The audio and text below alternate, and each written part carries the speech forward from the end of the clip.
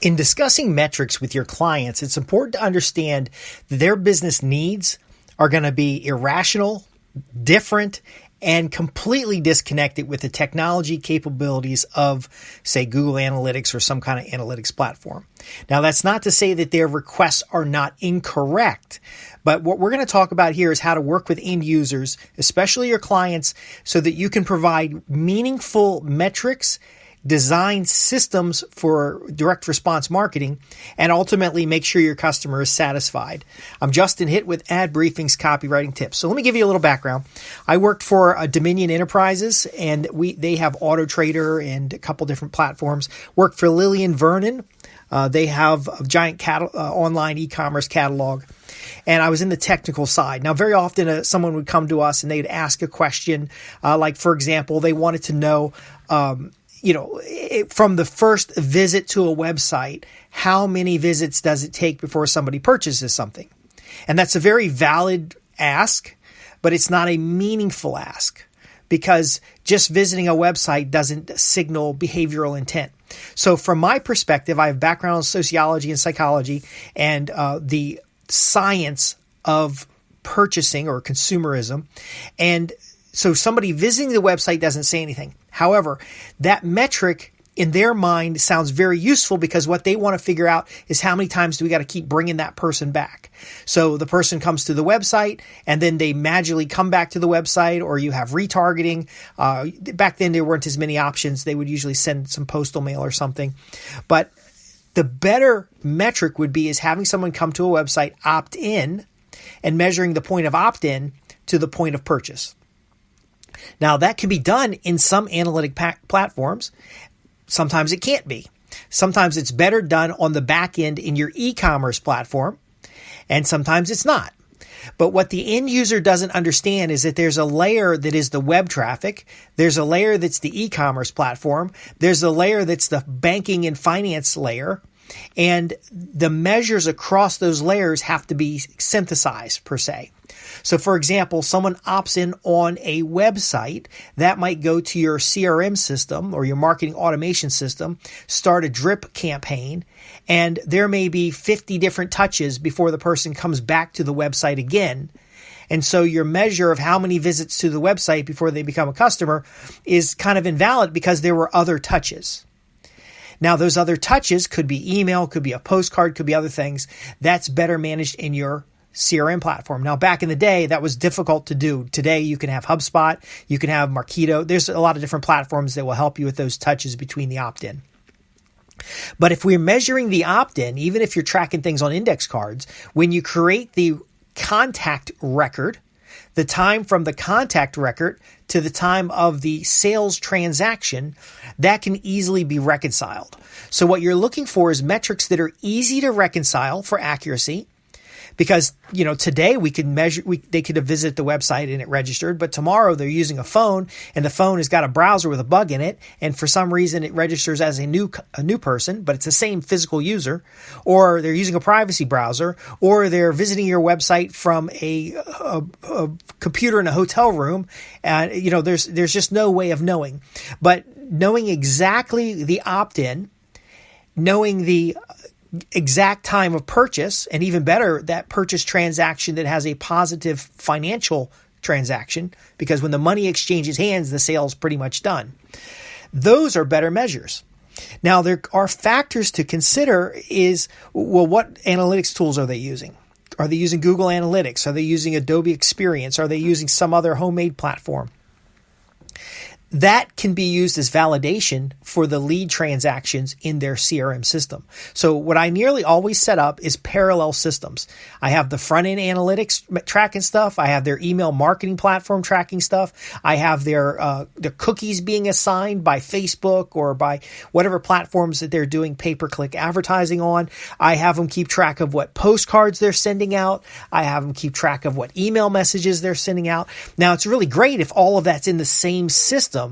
But even if it's all in the same system, there can be failures in the system. So for example, for the newsletter websites, I have Aweber handling the email autoresponders. So somebody opts in, they go into Aweber, they get a drip campaign.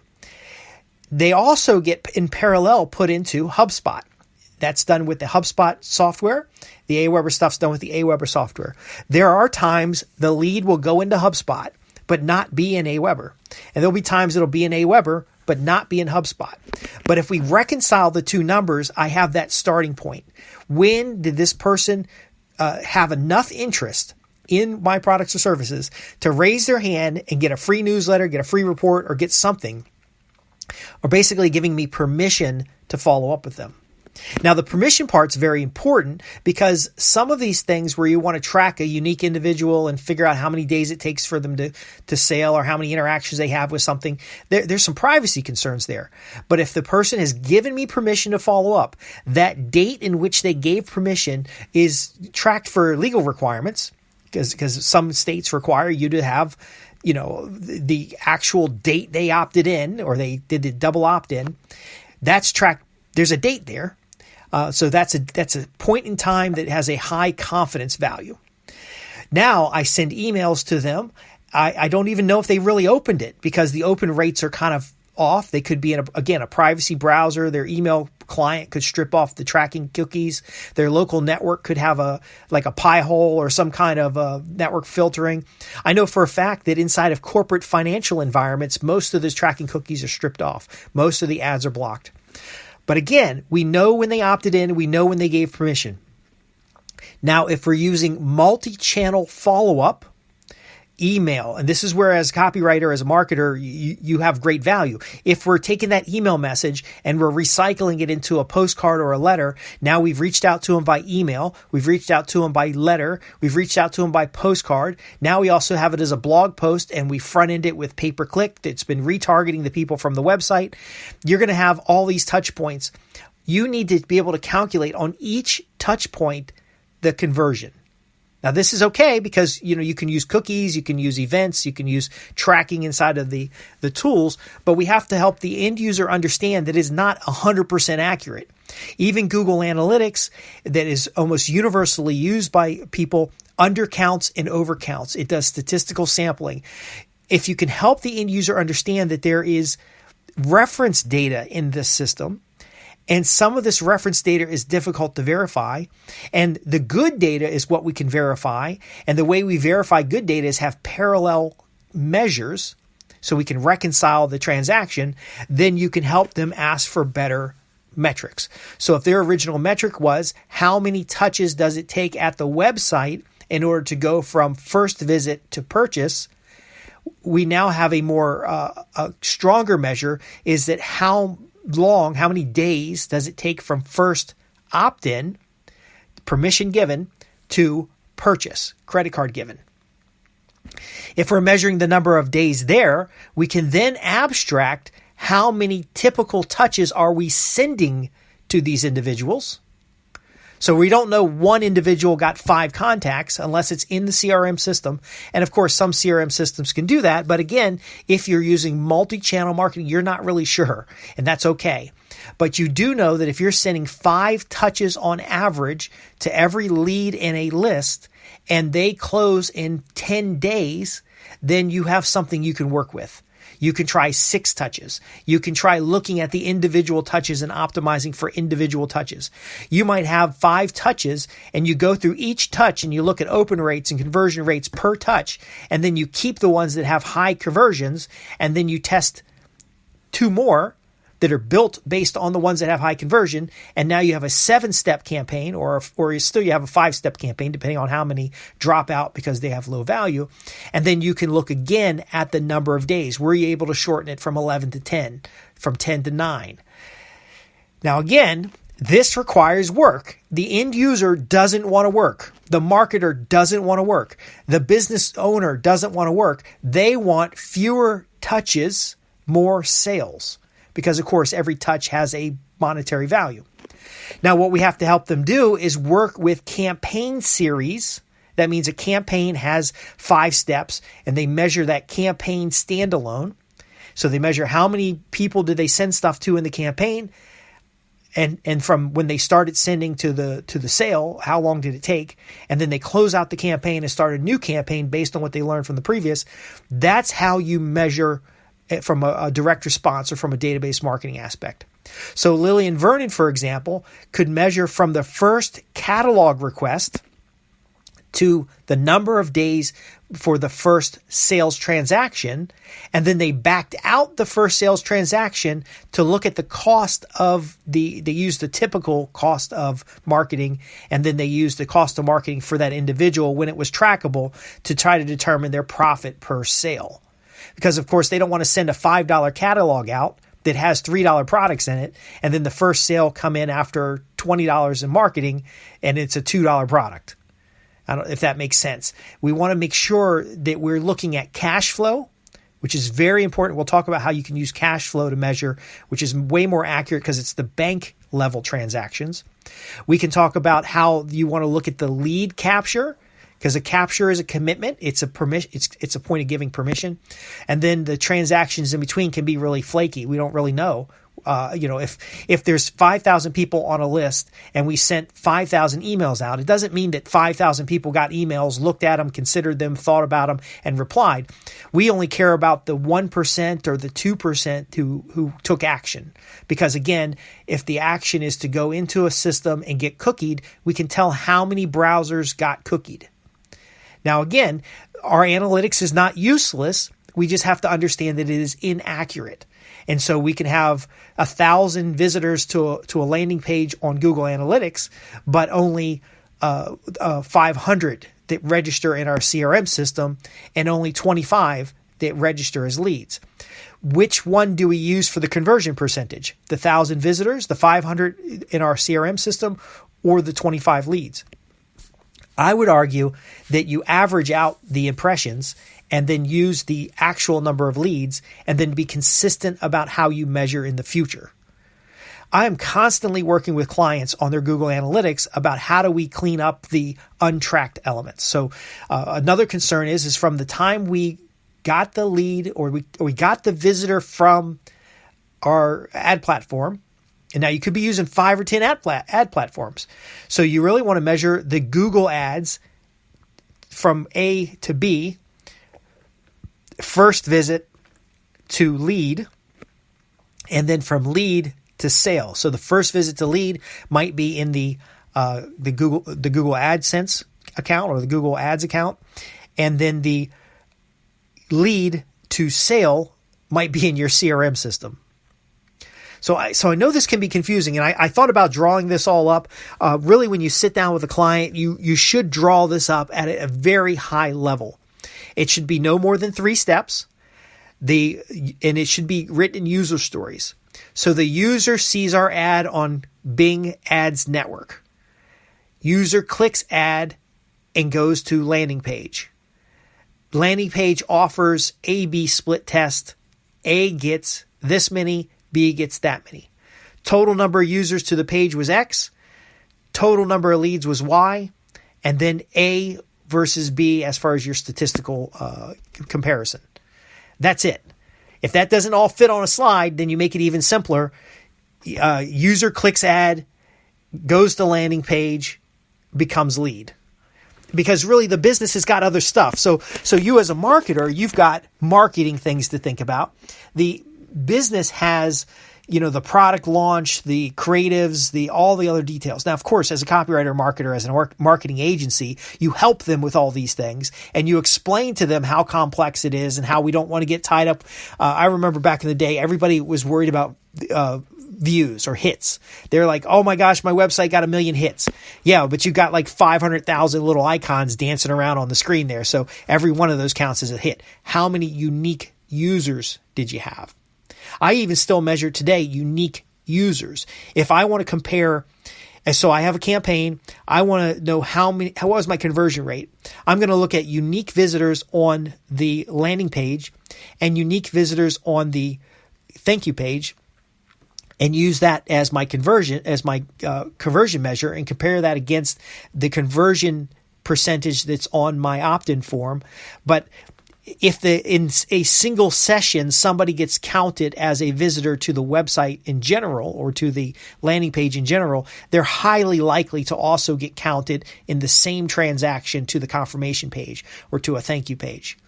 But if I'm expecting them 2 days later to get recognized by the system, that's not going to happen.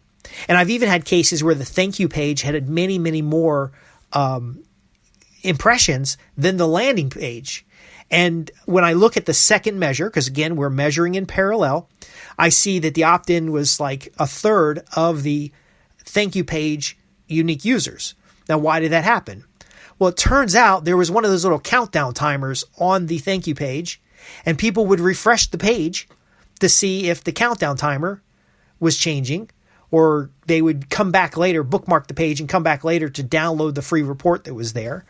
And that caused additional transactions because when a visitor comes back the next day, they don't always get measured. Now, on my computer, I got 2 or 3 browsers, and I've got a laptop and a desktop. So if I bookmark the thank you page in Firefox and it synchronizes my bookmarks over to my laptop, and then I come back on the laptop on the bookmark page, that's going to count as 2 unique visitors.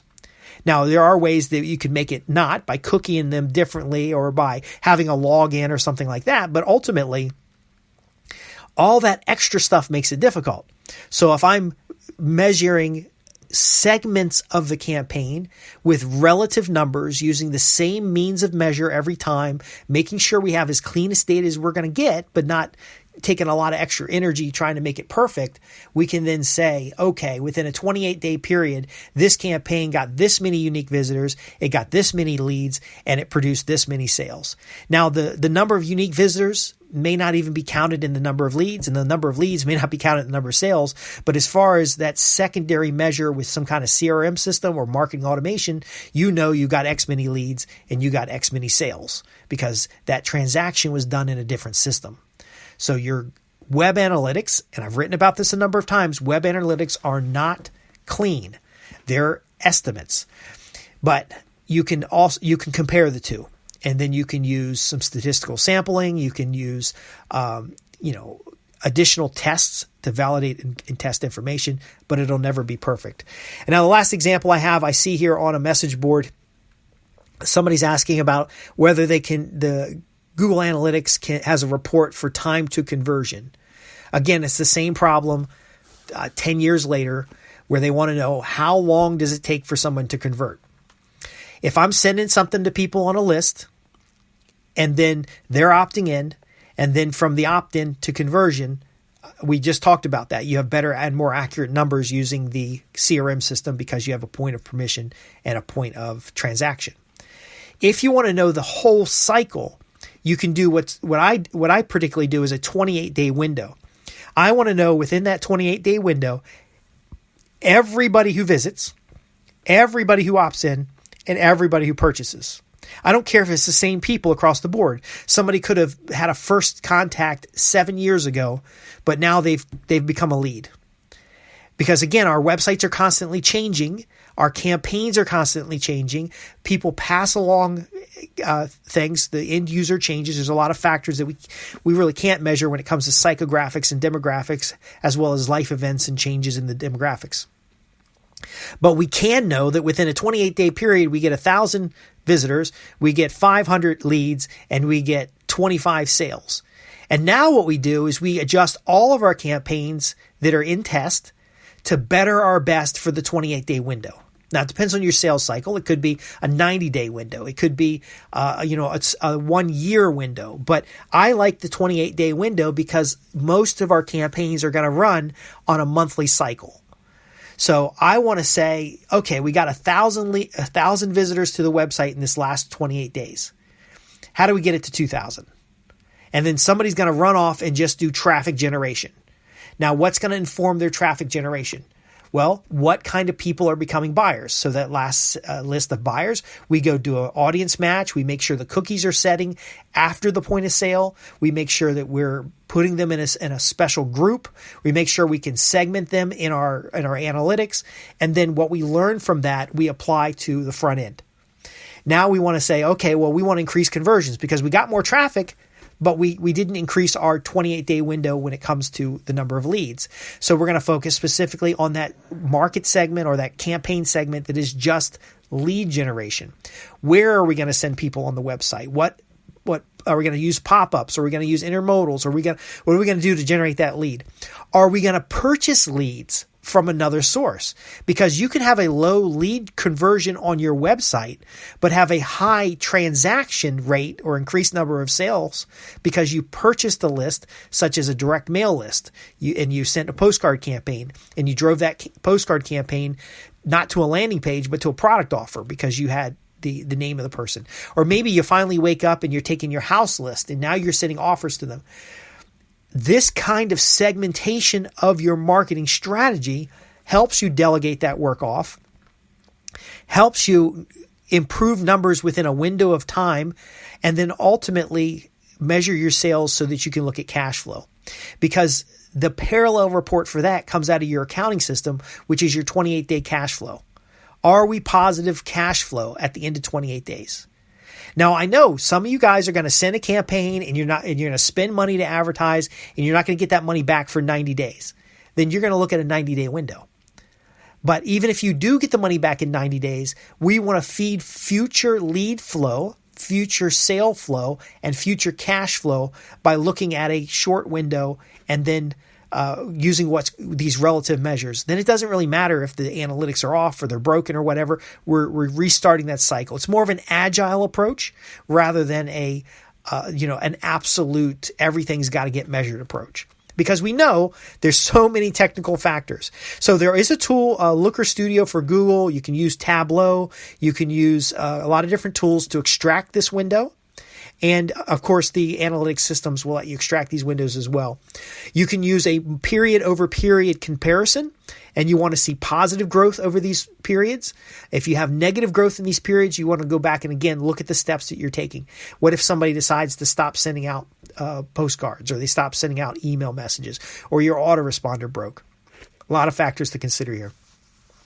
So I hope this has been helpful, folks. If you want to talk specifically about analytics and direct response tracking, I do have a program. Its code is AP3, and I've written about this for years. In fact, I was a part of the teams that worked on analytics and optimization at a number of high-end organizations. Plus, I use the methodology that we have for business process optimization and actually model that over top of your sales process so that we can see those funnels. Because again, if you're measuring at the funnel level and you have 2 points of measure, you have the web front end and then you have your back end transactions, you're going to have really good decision-making materials. And that is ultimately what the business wants. They're going to ask for all kinds of harebrained ideas. Always try to get them what they want. Always look at the details. But the most important thing to understand, and especially when you're working with executives and stakeholders, is what do they want the information for? How are they going to use the information? What decisions do they need to make? And what I've described here will get you really good data for decisions and help you move the needle, will help you increase performance and help you get results. I'm Justin Hitt with Ad Briefing's Copywriting Tips. If you have any questions about this or comments, you can reach me at www.adbriefings.co.uk. Go to the contact page, ask your questions, and I'm looking forward to seeing you in the next podcast.